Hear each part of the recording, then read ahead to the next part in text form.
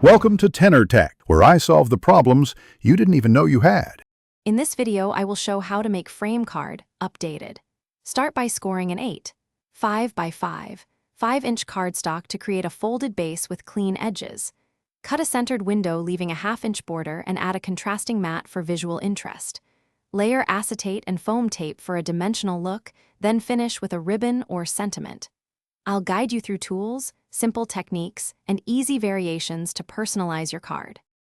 Experiment with backgrounds like patterned paper, watercolor washes, or vellum to set the mood of your frame card.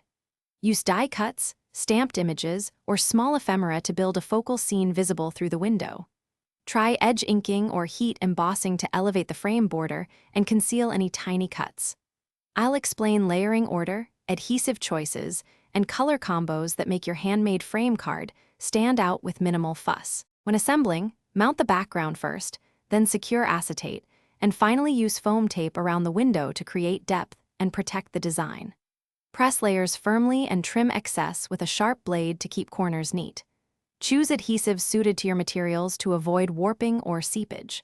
I'll share shortcuts for saving time, how to fix small mistakes, and ideas for adapting the same layout into multiple card styles.